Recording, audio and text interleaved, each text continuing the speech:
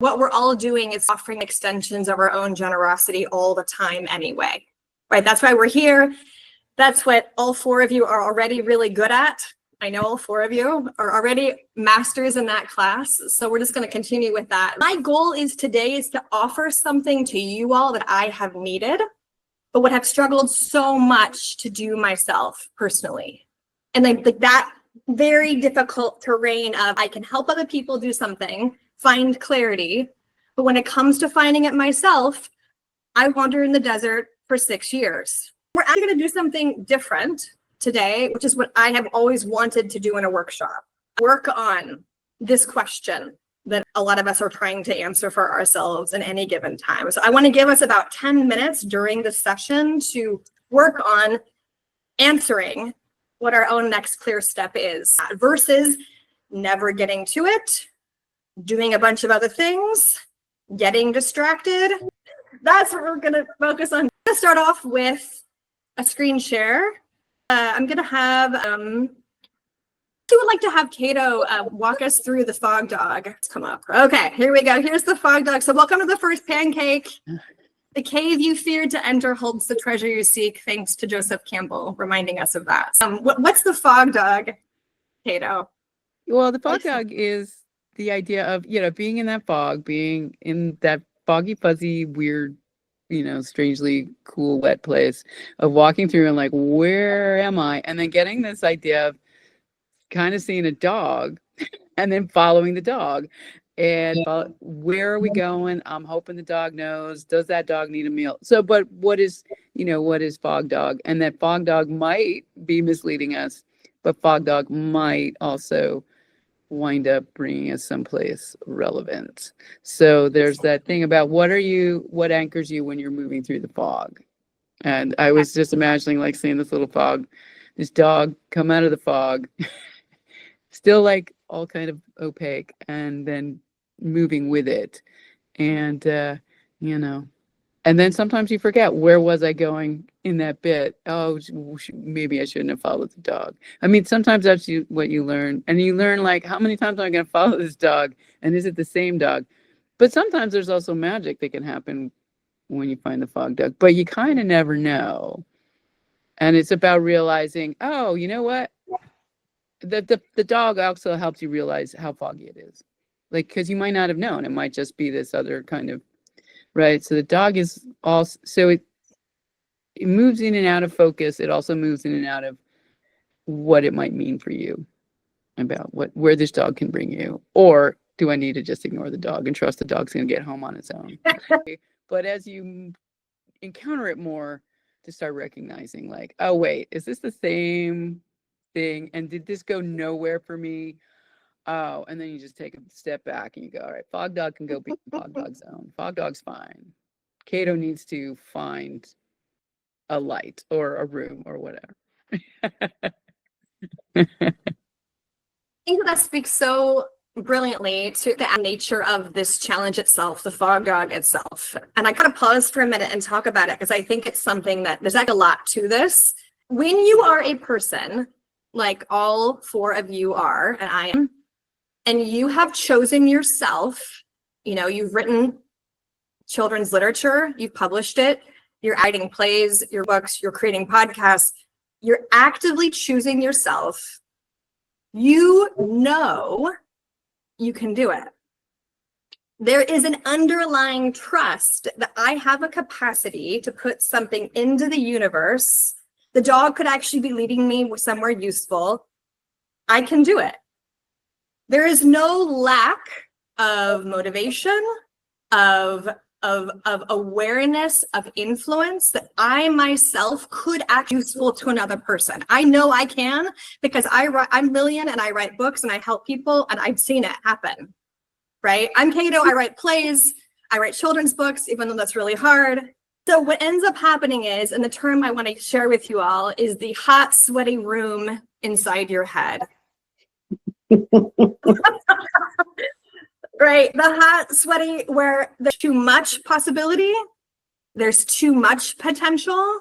All we're doing is staying inside this sweaty gym and not actually getting outside into the air. Anyone want to chime in on what that's like, that feeling? Well, I think of it like a mitten, actually. You know, mittens get kind Ah, of sweaty and they seem really nice, but then they get sweaty, and then you're like, but if you take the mitten off, you get too cold. So, now I'm thinking in my head it's just this giant mitten for my brain. But but in that, I mean, as you were talking, Anna, because sometimes what I hear from people too is like, they'll tell me, oh, you're so lucky because not only can you write the plays, you can produce the plays, you know these actors, you know how to put this stuff together. And I was like, yeah, but when I was in my 20s, everything I tried to do failed. And I would have the big dreams and we would have the meetings and we would start and then it would just unravel because I didn't know how to make the thing all the way through. And it took me so long. And then I had to just get involved with other people that were doing what I envisioned myself doing. And I would be their gopher and I would do all the sweat work and I would go, wash the brushes for the painters and I would do to learn how to do all those tasks. But I spent a decade. And then when I started moving into other spaces, also I would spend a couple of years, I'd make out a plan to learn the skills that were necessary for me to be an attractive person to the other people that I saw as the people really making it happen. And I wanted to be in the rooms with them, but I wasn't good enough yet. And I knew that. And here are the things, and I set out a course. I wrote it in my notebook about what I would do. I was pretending I was in school and everything I read was a lecture, and I would show up in rooms and practice talking about new work for things that didn't matter to me so much, but I would get over my own anxiety because I had this disabling, I couldn't speak to people. I just was so shy, and other than performing, I could perform, but I couldn't talk one-on-one with people about anything.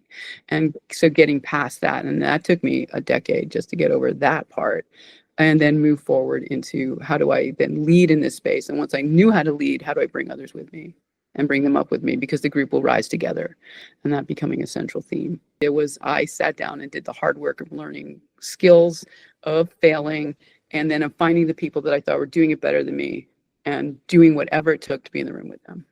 I'm curious how that relates to the mitten. What was it that helped you get out sweaty brain space? Was it just being in the room with other people?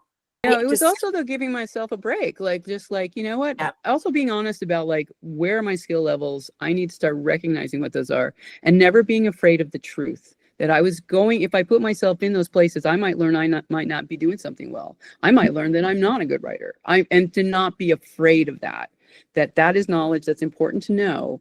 And then are there skills that I need to do to master these things, and finding out, is it talent versus, and I've always been very talented at the arts, especially drawing and some things. So I had very early stuff going on with that. But when I started moving into places that were uncomfortable for me, like writing, and I wasn't very good at it at first. I was good at being funny and I knew theatricality, but I didn't know how to write. And really learning to be honest with myself in that and how my work was, and to not fear learning the truth from people, but getting from people I respect, and to start parsing that, doing that. I don't know if that, and then being kind with myself. I have a kind coaching voice. Every now and then does something mean come in my head, but mostly I am kind to myself. I'm giving myself high fives. I'm the best coach I could be for someone else. And that voice I've cultivated for a long time in my head. Okay, there's a lot in there. And that's okay. So I want to look back on a couple of things you mentioned. Let me just share about my own experience too. Because I think that what you're describing is a really excellent example of what this whole thing is like. So I am trained as a public health scientist. I have 15 years of public health experience. I have published articles. I've run clinics. I've done HIV work. I've done all kinds of interesting things. And when I realized I was ready for a shift out of public health and into a different space, every door in the universe opened up to me. Every possibility that I could actually engage with, every form of writing, every form of creativity, every form of expression, all the doors opened. And it's this incredible thing. And I want to underline, that's also part of being an artist and a creative and an entrepreneur, is that you engage with that. That's our friend. This is also our friend. And this possibility, this graveyard of failure is part of it. And so I think there's nuanced territory that I've been navigating when everything is an option. when the world is a possibility, and when you know I'm on the hook for making the world a better place. And at every juncture where I don't do that, or I do that kind of in a way that's half-assed, or in a moment where I feel incompetent, I know when I'm not offering the full extension of myself. Absolutely. Thank you, Anna. To me, it be much more about identity. After the reflection loops, you get to realize that it's all about identity, because it's quite tempting to do all the tasks and to do the work, etc. But at certain moments, you may get away from your dailies, from the work that you're doing, and your goal are not achieved, because it's that identity thing that is so important.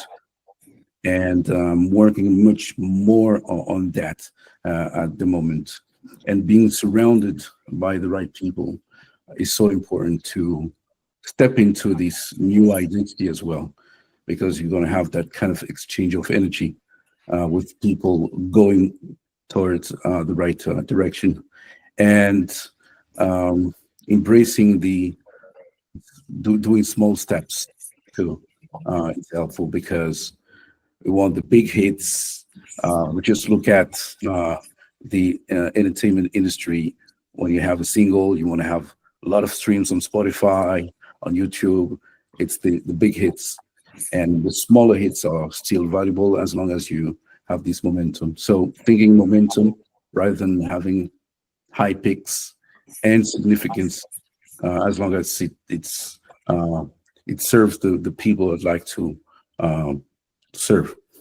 Incorporating it into your identity, right, and finding that specific kind of next micro step, right, are things you've mentioned. For me, I have a goal in mind, a book I'm writing. Okay, it's called Waiting Room for the Restless. And I've written a couple books that didn't go anywhere, so I kind of put it over here in the back garden where the weeds are growing, and I sort of sat there. I'm back to it. All right. But in having created a garden of weeds that's over here, and then I'm trying to do and I'm a different person now than I was at the time. Okay. I feel like I've created for myself a weed patch that I'm still trying to get through to get to the fresh flowers. I let the original novel that I wrote, how to slice through it and undo it and grow it. Like I've made my own obstacle, to say nothing for the obstacle of then getting something published, which is, and I was taking a note here. You're saying follow the dog. Right now, the dog is sniffing every root of every weed. I've reflected on this well, is that there's a fundamental challenge, because the nature of creation itself is filled with weeds and cemeteries. If that's the landscape anyway, what are we supposed to do? Most of it isn't going to work. What is going to work is often unexpected, and it feels really scary. Courage can feel really terrible a lot of the time. The emotional accompaniment of our experiences isn't easy. What do we do to find the next step? You're out there in the weed patch, you're out there with the weeds, the dog is circling around you. You're shaping your identity slowly over the kind of person that you are, the kind of habits that you have. And the thing that's been the most useful to me is to not do it alone. The fundamental challenge I struggle with is this sort of deep wiring that comes. It says, I need to be at home at my desk by myself and figure it out. I feel like a single star in a broader constellation that's missing a sense of sort of that human. Well, and that comes back to something I've been puzzling on for about a year and a half, and with some of the work with Scott Perry and some other places in these spaces, is this idea of invitation. And it's because what you are trying to do is you're inviting other artists in, and sometimes you also want to be invited to that party.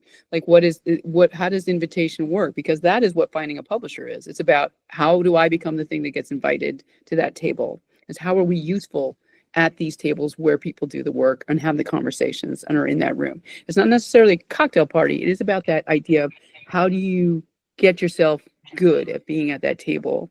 And then, but in that, there's the converse part about, Anna, inviting people into spaces helps you find the people that then you move back and forth, and the idea of the liminal, how you create those liminal places, move back and forth in them.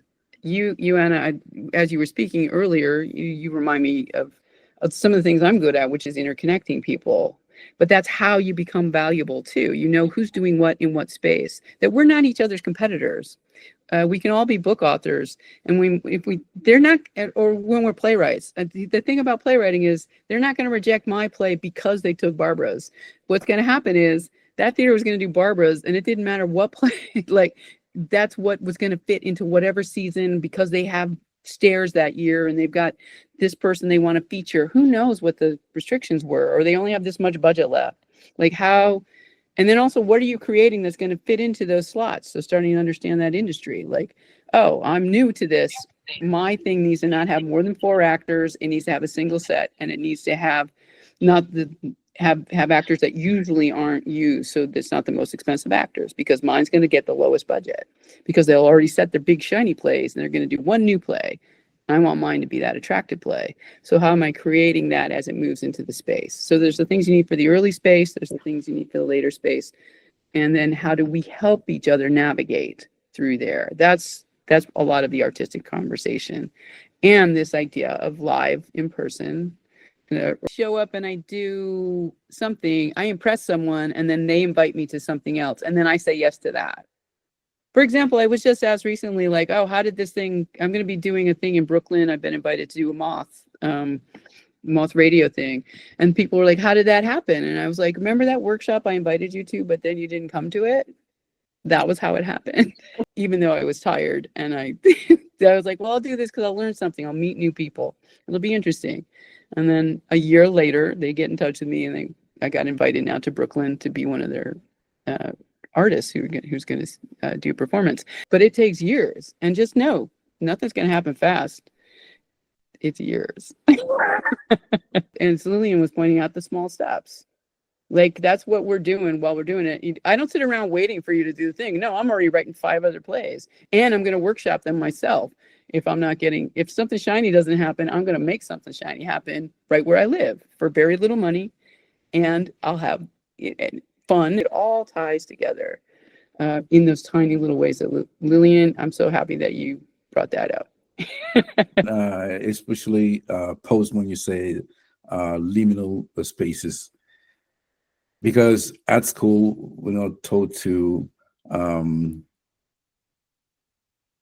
we don't learn how to make our space within this liminal zone, and it could be we could see it as an opportunity or as a problem.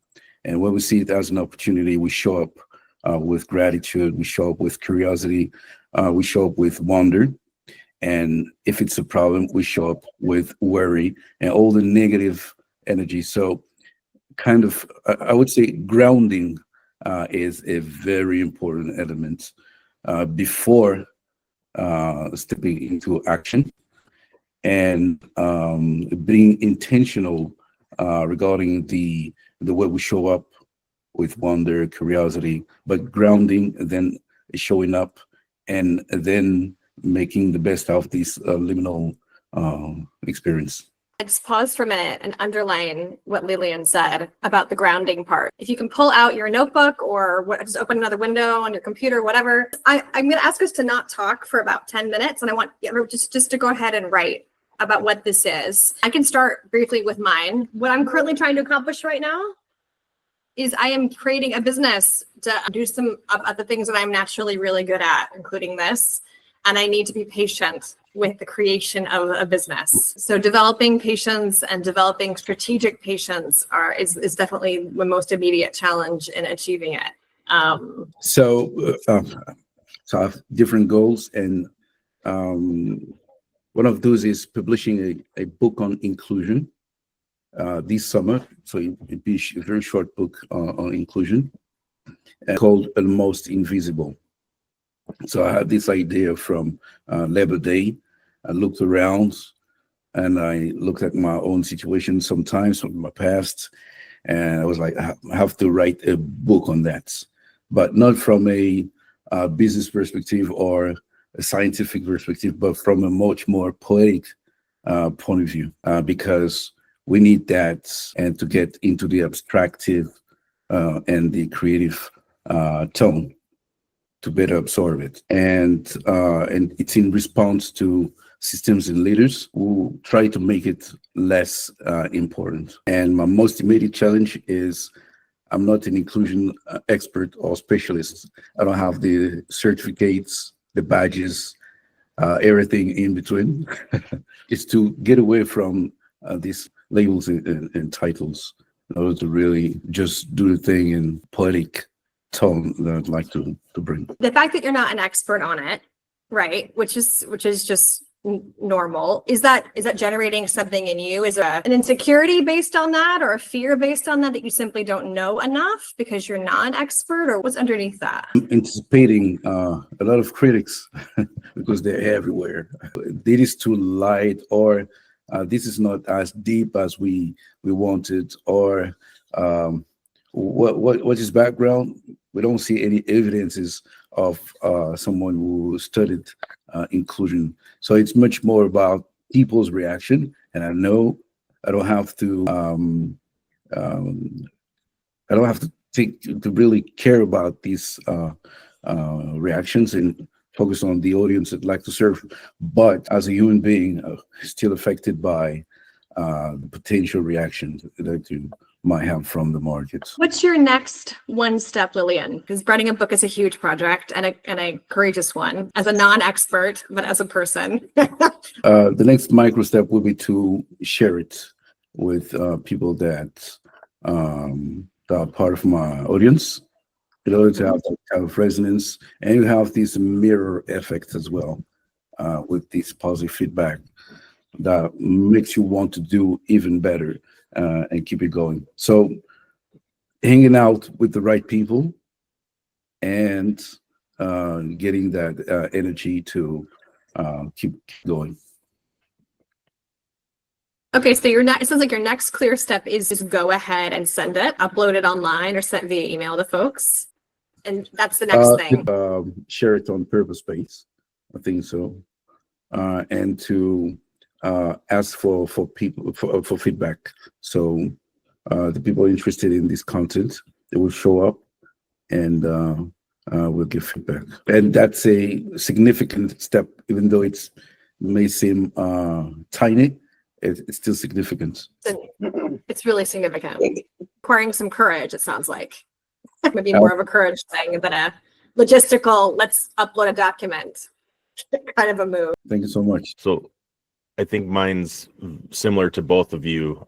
Starting a business or doing work that generates income, very important, but it's also segmented out. Like I have to segment out these different areas of my life to gain the clarity, to see where I'm going, but it all comes back together to the one purpose. Is like, I have a hard time separating, like, well, work is for a reason because it serves like my life and my family. And so I have to segment that and think about that and be intentional, like all these things that we've been talking about. And like Lillian is talking about the emotional labor that comes with sharing these things. And I think you mentioned the patience.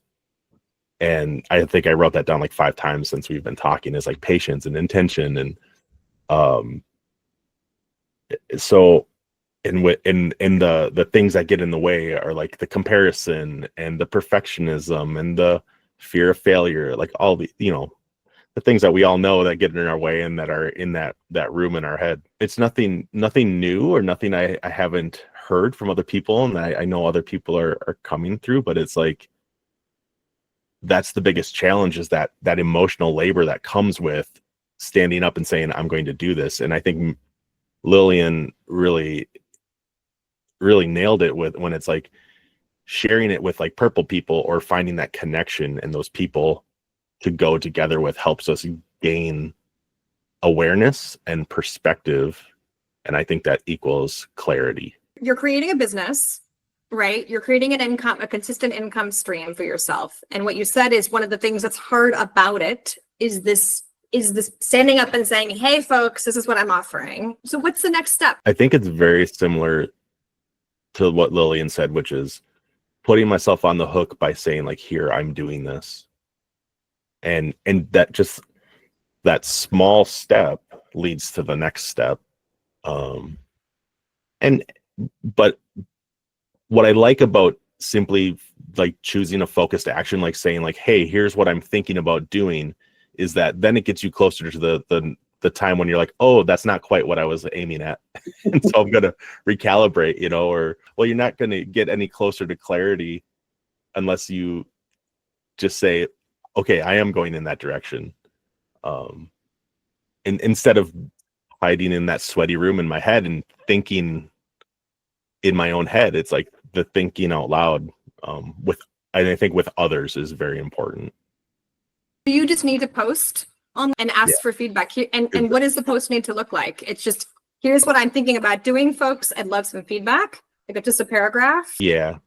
You're gonna post something concise and clear on Purple Space and ask for feedback about it. Okay, great. Okay, I like it. That's your next clear step then. Okay, The Kato. actors for my play. Okay, this is what I discovered is that the zeitgeist is moving in a way, the cultural zeitgeist, that the plays I have already written, some have won awards, but they've never been produced. They've only been workshopped. It's just on how things work. The zeitgeist is signaling to me that there is a wave that is just starting to gather momentum for the kinds of plays and stories that I have been telling for a long time, for about 20 years. There's going to be a place and a hunger and a desire for this work. Because of some other things that are happening that I have recognized early in the wave. Step, I just need to get it into the momentum. And as I said before, things take years, and where the wave is going to really start to crest is about the next probably 12 to 16, 18 months. So what I need to do is get my stuff out there right now so that it will be landing with these theaters and places. So part of that mechanism is I got invited to a meeting last week about they want to get some plays going on in New London in this little tavern that used to have plays, but for 20 years didn't, because they had a different owner, and now they want to get back to it. And I got invited. I was one of the 3 people invited to this meeting, and I said, all right, on July 15th, I'll bring a play. I didn't know what play it would be. I was just like, all right. And I went through what would be good, what would be fun to have in this space, small enough to have it, quick enough, funny, because it's going to be in a pub, people are going to be buying beer, things like that. So the most immediate thing is I need to cast that play, because I'm the person bringing it. I'm going to be reading the stage directions, but I know how to do this. I'm an expert at stage readings. In fact, I've written a book about stage readings. I'm on automatic pilot. I'm actually going into very old skills that I've honed over a long time about how to really make this stuff happen with casting. The next step is casting the play, so I can make the schedule. But what's more important than the play happening and people getting there, it doesn't matter if only 5 people show up. What matters is that 2,000 more people know that they missed it. That's my next step. That's where I'm going, but it's feeding into the larger story of me being a storyteller and being recognized by people who don't know me yet. My goal is to have conversations. Everything that big advancement I've ever had has been because I've been in a conversation with someone. I want to have some conversations with some people a year from now, and that's my target. Sounds like but sounds like your next actual step is to create the schedule. I can't create the schedule. Oh, we gotta get the actors first. Okay, gotta figure out who's gonna be in it. But that's the next step. To get them for the broader plan of getting your story conversations a year from now going. What you're trying to accomplish right now, and what the most immediate challenge is in achieving it. What I need to do is maybe not what everybody else is doing, in that I need to put my work in front of me more and not in front of the world because I have written something, and now I need to.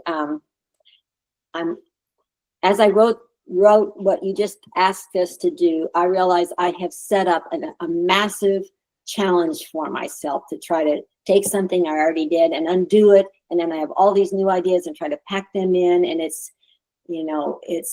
I need to clarify, and this really helped me to just sit here and think, okay, and just like for a tiny example, I have a character, and his name is Joel in the story, and he's a failure to launch kid, a guy living in LA, and he has been an underground parking lot attendant manager, talk about a dull job.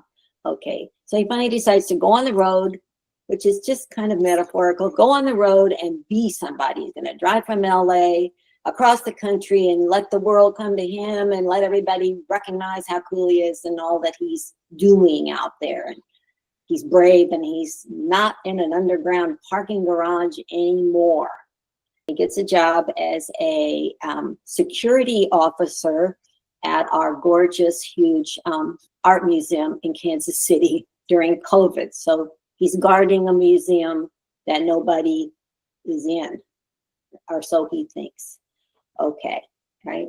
Then, of course, that's not the case. There's all kinds of stuff happening in there that he interfaces with. Metaphorically, this is sounding like me coming out of a big sense, coming out of an underground parking garage with this cement story I wrote, and now I'm needing to launch out of it and come into the light. So anyway, in the museum, there's people, but there's also artworks, and the challenge is to put his emotional growth, his coming into himself in the context of the opposite of a parking garage in a massive art museum that has a zillion things in it to stimulate you, and a zillion people that he didn't realize work in a place that's closed, like a custodian person and an art conservator that are people. And I need to just really keep writing my mess out and see, what are my target artworks? What are my target people? What is he learning? This is the first time I've really maybe looked at it as such a massive thing I'm thinking of, and it's not organized well enough. Like, an art museum, most of them don't have windows, especially if they're newer, because you don't want light on the art. Mhm. So there's a way that an art museum is a kind of parking garage. That's right. So that is a That's very right. cool little thing you've got going on. But And I think what you just said is important, because my character comes into an art museum and is treating it like a parking garage. This is I like outsider art. I like, this isn't my kind of thing. So interesting. Like your next step, Barbara, is it just to make the time. Do you need to schedule the time? Do you just need to write it in your calendar? You need to get it on your book, or what's the way that sitting butt comes into the seat? I felt unlocked a little bit by just what I was just writing just now. And I think I need to just keep doing that. I'm pretty sure I can make myself do that, as opposed to just balking against. Great. So let's stop there. It sounds like that sounds like maybe the challenge, Barbara, was simply to get clarity on where things stand and what is needed to do next. That was your biggest challenge. This is a really common thing we see a lot, right? One of the hardest things is just even knowing what we're trying to accomplish is at all. That's really challenging. And then what is the next step are often things we have to take time to figure out. If you found some clarity, if you wouldn't mind just sharing. Fantastic. That's the opportunity to really connect with like-minded people, and to be vulnerable, and to really have this diversity of perspectives, and to be more self-aware regarding what is blocking us, and kind of brainstorm on the next steps, because clarity comes from action, and this is exactly what we did. Nice. So having I am going to do regular meetings, and at least I would say at least once a month, a workshop to get through some of the fog together. Because I don't think it's going to happen all on our own, and I don't think it needs to. And I think it's more fun and joyful and creative when we come together. So One of my plans is probably in mid-June, I'm going to start hosting some rooms. In part, they're going to be called Story Dens as part of Will Cryer's Club. And they are going to be, the first hunk is going to be, how do we learn to tell our own stories about what our stories are?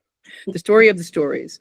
But there's also this component, if anybody's interested in this one, which was, and this is, I do this when I teach playwriting, the first thing. I ask the students to write a 200 to 400 word manifesto about what they love about theater. What do they believe about theater? In part because they know they love theater, but they haven't thought about like exactly why. And they've never written it down. And but you come down with this little tiny thing, maybe 200 words, 300 words, about what it really means to you. And then that helps you focus on, it just helps you know something. So when you come to your writing or you come to your work or you come to the thing you're trying to make happen, and it helps you find that, and you can reread it and then adjust it and make the revisions. But for y'all that are doing things, to think about, what would your 300 word manifesto about the thing you are trying to do in the world, or the thing that matters most to you, the thing that lights you up? What is your manifesto about that, and you in it, or how you see it? What is glorious about it? What is magnificent? Why are you drawn to it? And that is a way to start honing in on, so here's what I bring to it. Here's the dynamic. Here's how I make the change happen in it. And I refer to it and adjust it all the time, but it's meant a lot to me as an artist. So write your 300 word manifesto, to clarify, might be one micro step people can take. Yeah. Schedule it, sit down and write 300 words. or Why you more. love it? Why does it light you up? And why does it matter for you to get other people to see it? Right? Oh, thank you so much. This has been really fun. We'll Yeah, do great. there's more to come. There's a lot more. Yeah, but this is the first online party. So yeah. I think we Thank do snaps you. more in the moth Nice to workshop. meet So you all. thank you, Anna. Thank